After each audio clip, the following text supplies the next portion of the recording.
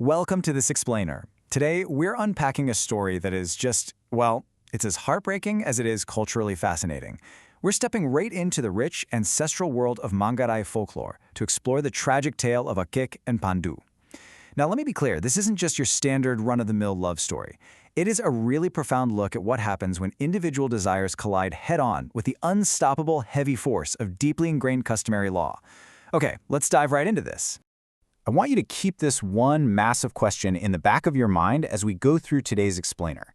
Can true love actually survive if it shatters the deepest rules of an entire village? It's a pretty universal question, right? I mean, we've seen it in Romeo and Juliet, we've seen it in countless epics all over the world, but in the context of traditional Manggarai culture, the stakes are elevated to a whole new level. It involves not just the couple, but the honor of their families, their ancestors, and honestly, the very fabric of their entire community. Let's see how this actually plays out. Section 1. The Pride of Lando. So, let's set the scene. Akek and Pandu fit perfectly into the societal ideal of their home, Lando Village. Akek wasn't just some regular guy, he was basically the golden boy. He was super hardworking, always wearing a smile, always out there lending a hand in the fields. And Pandu, she was deeply, deeply respected.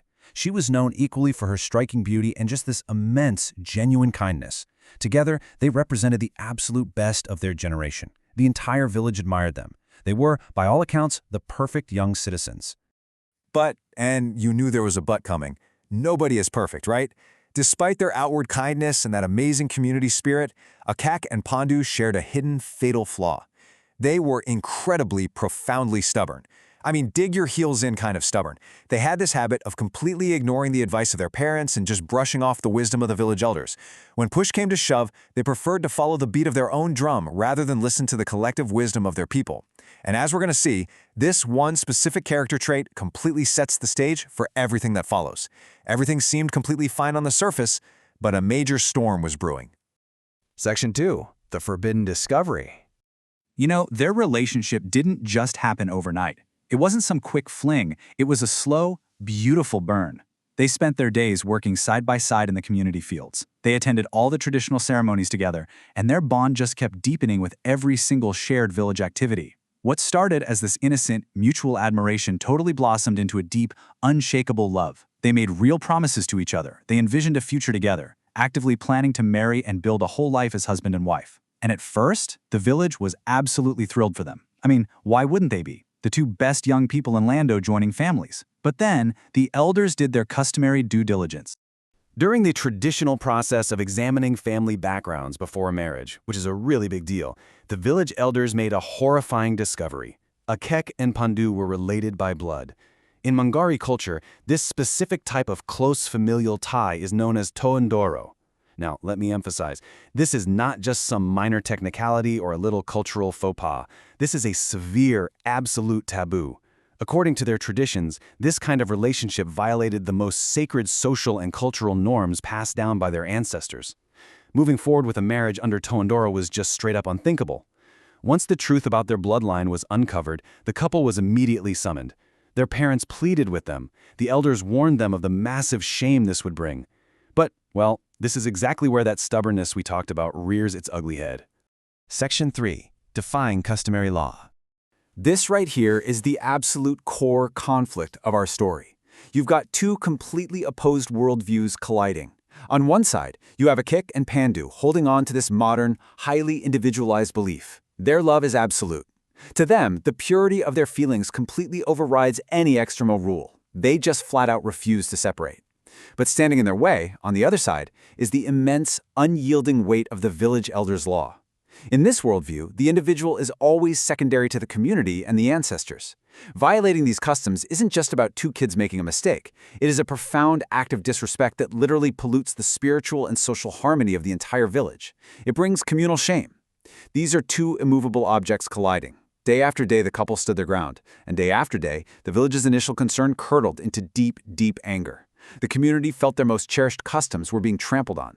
Eventually, the elders had no choice but to convene and issue a final ruling. Section 4. The Harsh Punishment. The elders' decision was swift, and it was absolutely devastating. It was delivered in 3 very distinct, brutal phases of traditional justice. Step 1 was designed entirely to break their pride: public humiliation. In front of the entire gathered village, while their own parents wept in total despair, Akek and Pandu were forced to carry heavy banana tree trunks on their shoulders and parade around the village. Step 2 was exile. They were stripped of their home and expelled from Londo village forever. And Step 3 was the final and most severe measure: imprisonment in the Longka. They were marched out of the village, away from their families, away from literally everything they knew, to face the final phase of their sentence. Section 5. Banished to the Longka.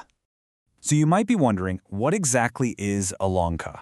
It is essentially a rudimentary, earth-dug prison. Far away from the settlement, way out in a community-owned garden area, the villagers had prepared 2 massive holes in the ground. This wasn't a prison with iron bars and guards, it was a punishment of total isolation and exposure, literally utilizing the earth itself to hold the transgressors.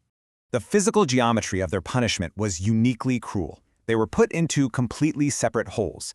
Interestingly enough, Pandu's hole was actually dug significantly deeper than Akek's. But here is the truly agonizing part. The holes were positioned so that they could still see each other from a distance. They could still call out each other's names. They were so incredibly close, yet completely unreachable. And despite their cries for help, the fear of the elders' customary law was so absolute that not a single villager, no, not even their own grieving parents, dared to approach the Longka to offer food, water, or any kind of help whatsoever. The days dragged on into these agonizing nights, completely exposed to the elements, dealing with crushing loneliness, and literally starving. Their physical bodies understandably began to fail. Yet, the source material notes something incredibly poignant here. Even as they grew weaker and weaker, they continued to call out to one another. They encouraged each other, desperately holding on to the hope of some kind of miracle. Their bodies were breaking under the massive weight of customary law, but their love, stubborn to the very bitter end, never faded. But you know, miracles rarely happen when the sacred laws of the ancestors are broken, and that brings us to the conclusion of their story.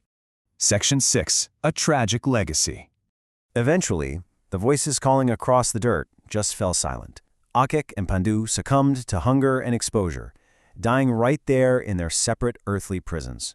Their deaths cast this incredibly long, dark shadow of grief over the entirety of Londo village. But the community didn't try to erase them or pretend it didn't happen. Instead, they immortalized the site of their punishment. Those 2 large holes were permanently named Longka Akek and Longka Pandu. By basically naming the geography after them, the village ensured that their tragic end became a permanent physical landmark, a very grim reminder literally etched into the earth itself, to be passed down from generation to generation. And that brings us to the final takeaway of this explainer. The story of Akek and Pandu survives today in Manggarai folklore not just as some sad, romantic tragedy, but as a rigid moral compass. It serves as a stark, unavoidable lesson about the paramount importance of respecting cultural traditions, truly listening to the wisdom of elders, and deeply considering the ripple effects of our own actions. It forces us to ask ourselves, when the uncompromising desires of the individual clash with the sacred, ancient laws of a community, who truly pays the ultimate price? Thank you so much for exploring this profound piece of folklore with me today. Let that final question linger as you go about the rest of your day.